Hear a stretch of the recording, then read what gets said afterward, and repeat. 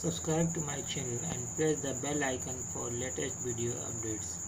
नमस्कार दोस्तों, मैं आया आपको physical education class 12 new course में प्लानिंग इन स्पोर्ट्स चैप्टर के बारे में पढ़ाऊंगा। दोस्तों, प्लानिंग इन स्पोर्ट्स में सबसे पहले हम जानते हैं कि प्लानिंग क्या होती है। Planning is the process of deciding in advance what is to be done and when is to be done, who is to do it, how is to be done and where is to be done। दोस्तों, planning का मतलब हो गया योजना। किसी भी game को खेलने से पहले हमें एक प्लान तैयार करना पड़ता है। उसे कौन करेगा, कहाँ करेगा, कब करेगा, कैसे करेगा। जैसे कि हम कोई क्रिकेट खेलने जा रहे हैं तो हम प्लान बनाते हैं कि कौन फर्स्ट डाउन जाएगा, कौन सेकंड डाउन जाएगा, कब फील्डिंग करनी है, etc। अगर हम बिना योजना के कोई भी गेम खेलते हैं तो वो सक्सेस होने का चांस कम होता है। इसलिए हमें सबसे पहले प्लानिंग करनी चाहिए। ऑब्जेक्टिव्स ऑफ प्लानिंग, सबसे पहले इसमें आइए हम जानते हैं ऑब्जेक्टिव्स ऑफ प्लानिंग होती क्या है। उद्देश्य, reduce your stress, to increase the synergy, to reduce uncertainty, to make the effective control, to increase the competitive strength। तनाव को कम करना,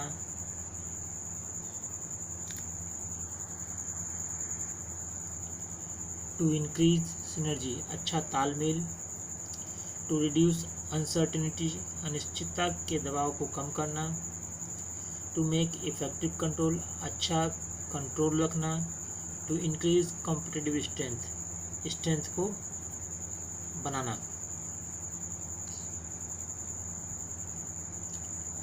फर्स्ट पॉइंट है रिड्यूस स्ट्रेस।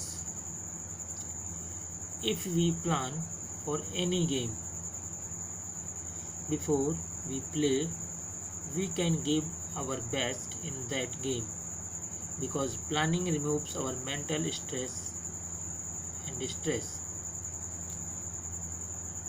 स्ट्रेस को कम करने के लिए सबसे पहले हमें किसी भी गेम को खेलने के लिए प्लान बनाना होता है। If we can give our best in that game, अगर हमें उस गेम में बेस्ट देना है तो प्लान बनाना होगा।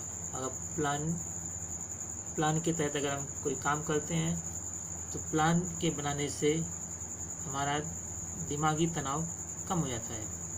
टू इंक्रीज द सिनर्जी अच्छा तालमेल, if that game plan before playing any game, अगर हम किसी भी गेम को खेलने से पहले प्लान बनाते हैं तो between then there is synergy between players in that game, so team performance also improve by plan.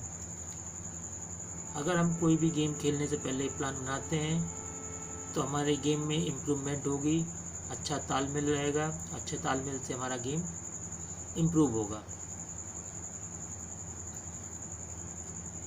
To reduce uncertainty अनिश्चितता के दबाव को कम करना। Future is always full of uncertainties, भविष्य अनिश्चितताओं से भरा पड़ा है। Thus the planning helps in foreseeing uncertainties which may be caused by changes in technology, government rules and regulations। अगर हम किसी भी चीज़ को प्लान के हिसाब से करते हैं तो उसमें अनसर्टेनिटी अनिश्चितताएं होने की आशंकाएं कम रहती हैं। और आज की डेट में बहुत सारी चीज़ें टेक्नोलॉजी हैं, गवर्नमेंट के रूल्स हैं, रेगुलेशंस हैं, उन चीज़ों का हमें पालन करना पड़ता है। To make the effective control, अच्छा कंट्रोल करने के लिए गेम पे planning and control are inseparable in the sense that unplanned action cannot be controlled। अगर कोई भी गेम अनप्लान्ड है तो वो फिर लास्ट में कंट्रोल नहीं हो पाता है, जिसकी वजह से हम गेम हार भी सकते हैं। Because control involves keeping activities on the predetermined course by rectifying deviation from plan. Plan helps control by furnishing standards of performance. अगर प्लान के तहत हम कोई भी गेम खेलते हैं तो हमारे परफॉर्मेंस में 100% चेंज आएगा ही आएगा। To increase competitive strength, competitive strength के लिए effective planning gives a competitive edge to the organization over other that do not have planning or have ineffective planning. This is because planning may involve expansion of capacity, changes in work method, change in quality and technological changes। अगर planning से हम काम करते हैं उससे बहुत सारे फ़ायदे होते हैं। प्लानिंग से हमारी कैपेसिटी बढ़ती है, वर्क मेथड चेंज होता है, क्वालिटी चेंज होती है, अच्छी क्वालिटी होती है और टेक्नोलॉजिकल चेंजेस भी आते हैं। स्पोर्ट्स कमिटी, स्पोर्ट्स कमिटी क्या होती है? There are 3 types of sports committee. Before the tournament, during the tournament and after the tournament। Tournament से पहले, टूर्नामेंट के दौरान और टूर्नामेंट के बाद में। आइए देखते हैं before the tournament. Before the tournament में क्या होता है? सबसे पहले आता है organising committee. Organising committee it includes all. Organising committee के अंतर्गत सब कुछ आता है। ऑर्गेनाइजिंग कमेटी में बहुत सारी चीज़ें होती हैं, खरीदना, सामान की केयर करना, प्रचार प्रसार करना, ऑफिशियल्स को देखना, टाइम से ट्रांसपोर्ट की व्यवस्था करना, ये सारी चीज़ें ऑर्गेनाइजिंग कमेटी ही करती है। तो सबसे पहले आता है इसमें committee for publicity. This committee takes up the responsibility of announcing the date, venue, events, time, etc. through press, posters, pamphlets, circulars or some other sources। इस कमेटी के दौरान जो रिस्पॉन्सिबिलिटी दी जाती है वो होती है डेट, कौन सी डेट में होना है, कहाँ होना है, कब होना है, कौन सा इवेंट होना है, किस टाइम होना है, ये सारी चीज़ें ये कमेटी प्रेस के थ्रू, अखबारों के थ्रू, पैम्पलेट्स के ज़रिए, सर्कुलर्स के ज़रिए, टेक्नोलॉजी के थ्रू, व्हाट्सएप मैसेजेस आदि, इन सभी के थ्रू ये सारी पब्लिसिटी करते हैं। नेक्स्ट आता है हमारा फाइनेंस कमेटी। फाइनेंस कमेटी के अंदर आता है जैसे this committee is responsible to prepare budgets of the event and maintain the records of every expenditure. They are also responsible to arrange the finance in the form of sponsors for the event, financial reporting as well as monitoring of internal controls and accountability policies are done by the finance committee. Finance committee के अंतर्गत होता है जैसे sponsor की व्यवस्था करना, कहाँ से पैसा लेना है, कैसे अरेंज करना है, क्या सामान खरीदना है, पूरा बजट का हिसाब किताब रखना, ये सब कुछ फाइनेंस कमेटी कंट्रोल करती है। टेक्निकल कमेटी, तकनीकी समिति। This committee is responsible for grounds, equipments, referees, umpires, etc. They need to apply rules and regulations with fear and favor. It is their responsibility to make the field or track safe for participants and officials. तकनीकी समिति के अंतर्गत जैसे ground, equipments जो भी सामान है, referees हुए, ऑफिशियल जो कुछ भी होते हैं, रेफरीज, एम्पायर्स आदि। They need to apply rules, उसके लिए रूल्स तैयार करना, रूल्स एंड रेगुलेशंस, बिना किसी के दबाव में, किसी के फेवर में आए पूरे गेम को अपने हिसाब से तैयार करना, ये सारी तकनीकी कमेटी की रिस्पॉन्सिबिलिटी होती है। अब इसका आता है ड्यूरिंग द टूर्नामेंट, टूर्नामेंट के दौरान। अब टूर्नामेंट के दौरान क्या क्या चीज़ें होती हैं? Decoration and ceremony committee. इस सबसे पहले इसी कमेटी का काम होता है टूर्नामेंट में, जैसे they have to see that the pandals are well decorated, they must make arrangements for opening ceremony, victory ceremony, closing ceremony, arrange trophies, medals, mementos and other awards. जो डेकोरेशन सेरेमनी होती है और कमेटी होती है, इसमें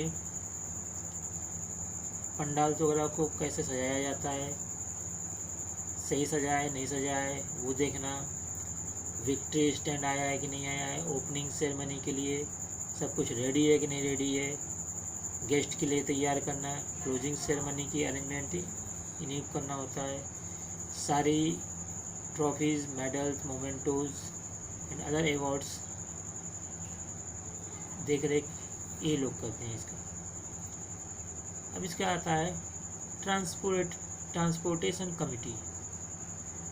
transportation committee सबसे main होता है इसमें, क्योंकि इसी के थ्रू जो कुछ भी चीज़ें हैं वो मेंटेन की जाती हैं। प्लेयर्स को लाना, ऑफिशियल्स को लाना, बीच में किसी चीज़ की ज़रूरत पड़ी तो उसे अरेंज करवाना। The main responsibility of this committee is to arrange transport facility for participants, officials, management and workers. It has to make complete transportation arrangements for all throughout the event as and when required. इस committee को जब कभी भी ज़रूरत होती है उस वक्त ट्रांसपोर्ट की फैसिलिटी प्रोवाइड कराना, पार्टिसिपेंट्स के लिए, ऑफिशियल्स के लिए, किसी को कहीं आना जाना हो, और वर्कर्स को छोड़ना लाना। It has to complete transportation arrangement for all throughout the event. पूरे इवेंट के थ्रू इन्हें सारा कुछ देखना होता है। Boarding and lodging committee. This committee has to arrange for the boarding and lodging of all the competitors and officials coming from outstations. इस committee में खाने पीने और रहने की व्यवस्थाओं को देखी जाती है। The committee has arranged for the boarding, रहने की व्यवस्था देखना अरेंज करते हैं, खाने पीने की व्यवस्था कॉम्पिटिटर्स के लिए और ऑफिसर्स के लिए जो भी बाहर से आए हुए हैं। First aid. This committee provides medical assistance of all kinds during the meet. Tournament में जब तक टूर्नामेंट होता है तब तक के लिए वहाँ पे मेडिकल का होना बहुत ज़रूरी है।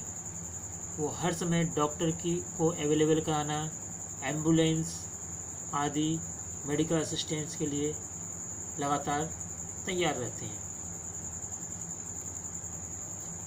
इसका आता है after the tournament the sports meet comes to a close.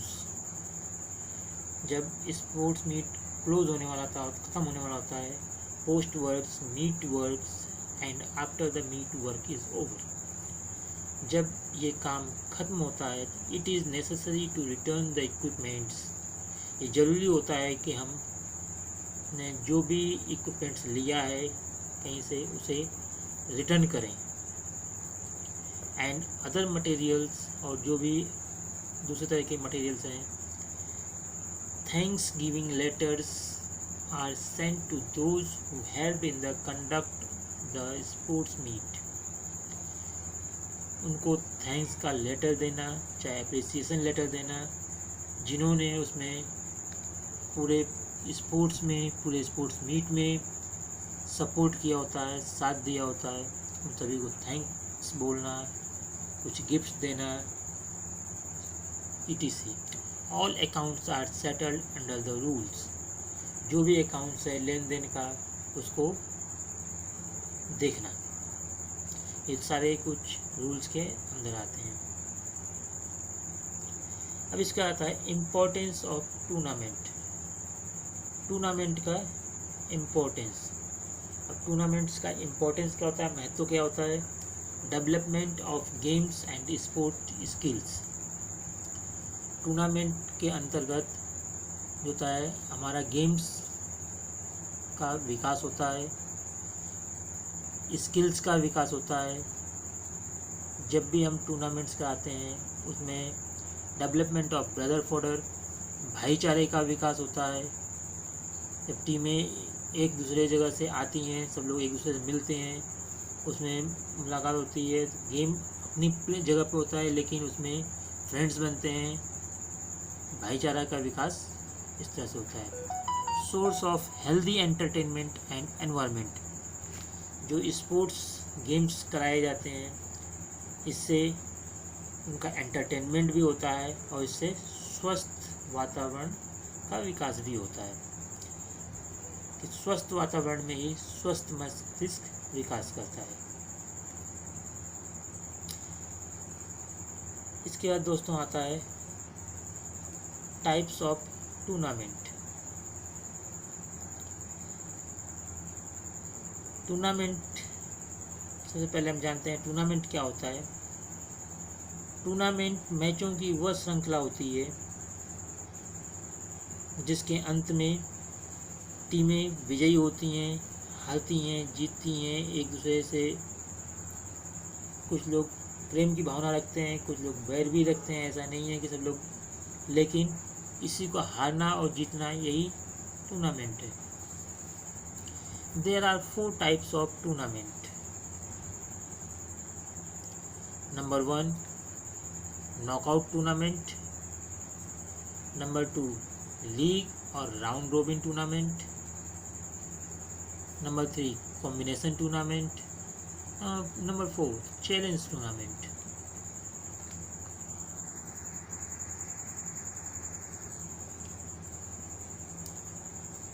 आइए जानते हैं knockout tournament.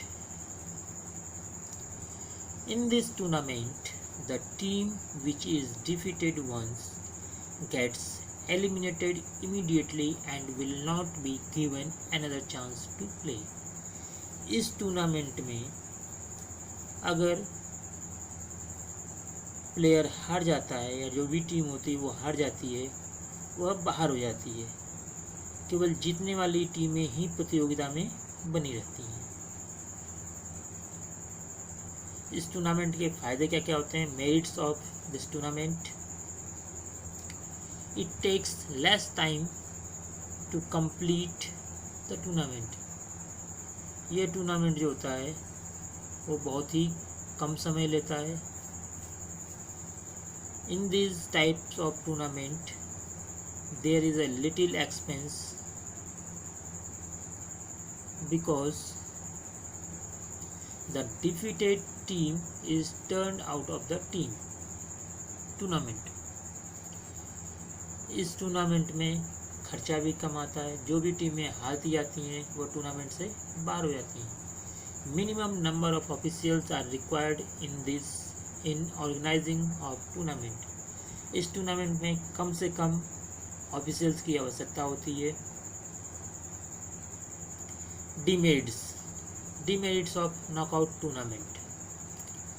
There are chances of strong teams matched together and one of the strong team gets knockout. This gives a chance for the weaker team to enter in the semi-finals as well as finals. It results is making a competition boring for the spectators.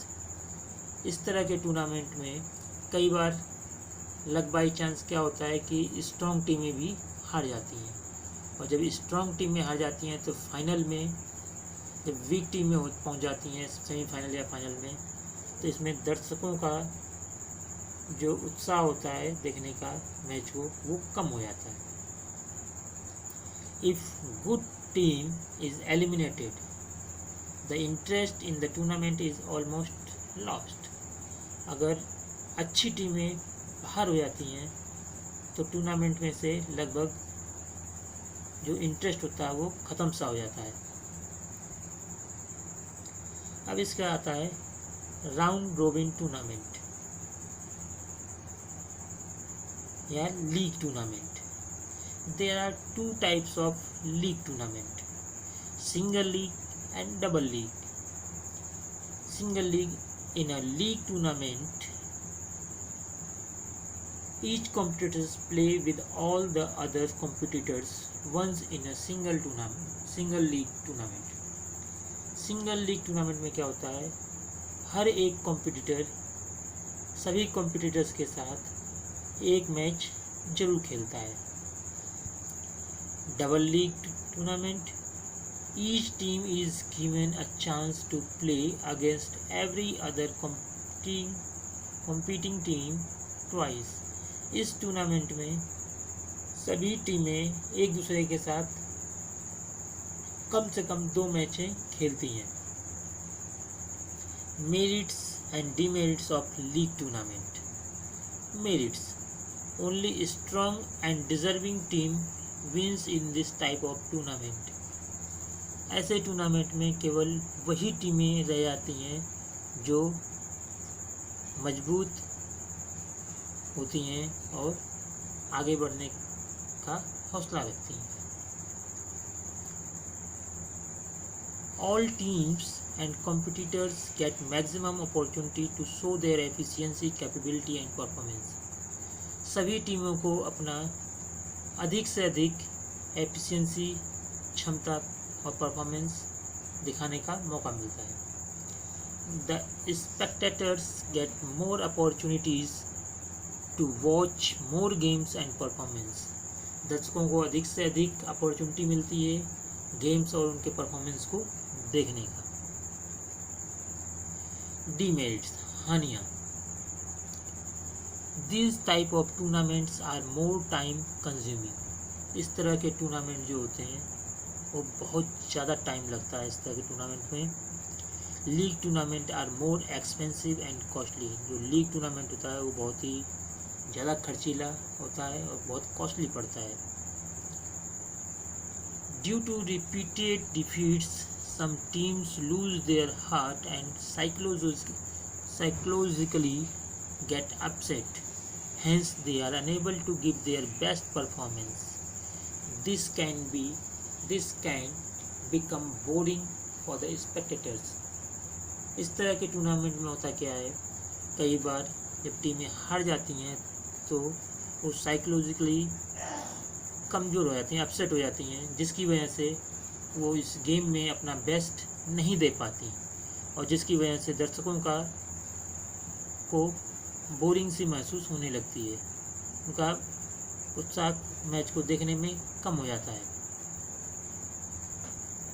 Combination tournament When a tournament is conducted by dividing the teams into a number of pools or zones, it is known as a combination tournament. Combination tournaments में zone wise या pool wise हम इन्हें divide करते हैं और फिर इसके बाद टीमों को खिलाते हैं. There are 4 types of combination tournament. Combination tournament 4 तरह के होते हैं. Knockout cum knockout, league cum league, knockout cum league and league cum knockout. Intramural tournaments.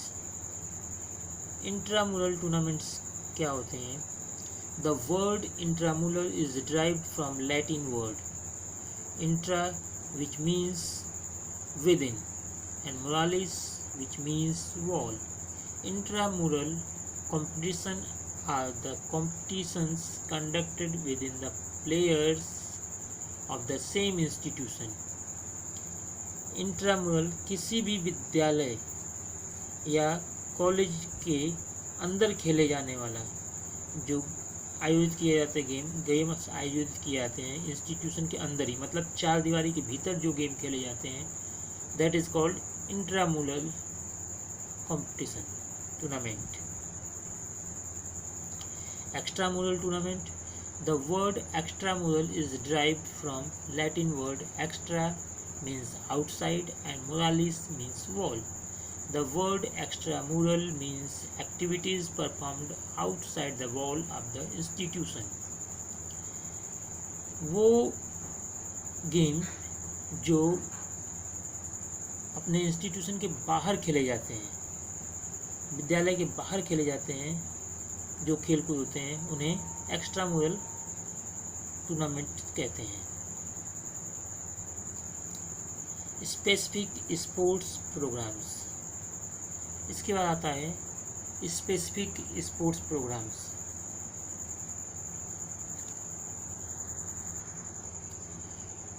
Specific sports programs विशिष्ट खेल प्रोग्राम. हेल्थ रन, खेल दौड़ या स्वास्थ्य दौड़.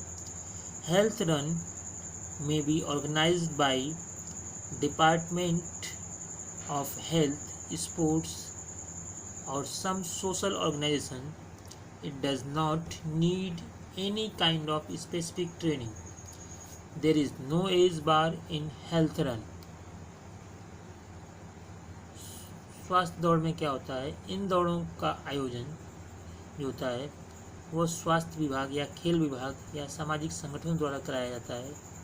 इनका मूल उद्देश्य जो होता है राष्ट्र में स्वास्थ्य के स्तर को वृद्धि कराना. इन दौड़ों में कोई एज लिमिट नहीं होती है. रन फॉर फन, जैसा कि आप समझ रहे होंगे, फन मतलब मजाक. The run for the fun is organised with the objective spreading the message of healthy living and fitness among the masses. Such runs are more for fun and enjoyment only.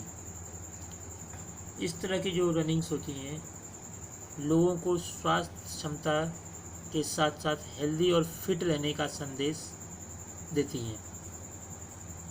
इन दौड़ों के दौरान उछल कूद आनंद करना मुख्य होता है. इसका उद्देश्य केवल खेलों के लिए खैरात या निधि अर्जित करना होता है या फंड्स इकट्ठा करना होता है. और गेम्स के लिए वैसे गरीब या अनाथ आश्रम के बच्चों के लिए इस तरह की चीज़ों के लिए केवल फंड्स इकट्ठा करना होता है. इन गेमों का मतलब यही होता है. रन फॉर यूनिटी, एकता के लिए दौड़. This type of run is organised keeping in mind certain specific purpose as promoting unity, solidarity, harmony and peace among people of different regions and religions. This is often a relay race, marathon race और long distance race. इस तरह की दौड़ जो होती हैं वो इसका उद्देश्य विभिन्न धर्मों में शांति, शक्ति, एकता स्थापित करना होता है। इसका उद्देश्य राष्ट्रीय एकता, अंतर्राष्ट्रीय एकता, भाईचारा को बढ़ाना होता है। इन गेमों में जैसे रिले रेस हो गया, मैराथन रेस हो गया, लंबी दौड़ हो गई, ये होती हैं। Run for specific causes. Such events are organized to raise funds for a specific cause, like run for specific problems of the society such as AIDS, illiteracy, child labor आदि। इस तरह के दौड़ों में केवल फंड्स इकट्ठा किया जाता है उन लोगों के लिए जो पढ़े लिखे नहीं हैं, या जो बच्चे मजदूरी करते हैं, या बीमार व्यक्तियों के लिए फंड्स इकट्ठा करना होता है। स्पोर्ट्स डे, खेल दिवस। Sports day in schools, sports day can be wide and varied. They can include straightforward sprints and longer races for all age groups, as well as egg and spoon race, three-legged race, sack race for parents and children. Sports day हर विद्यालय में लगभग हर साल कराई जाती है। इस तरह के रेसेस खेल दिवस का आयोजन जब होता है उसमें कराया जाता है। खेल दिवस में जैसे मास पीटी हो गई, फील्ड लेग रेस हो गया, स्पून रेस हो गया, सैक रेस हो गया, अलग अलग तरीके के रेस कराए जाते हैं जिससे कि बच्चे फिट रहें। Thank you.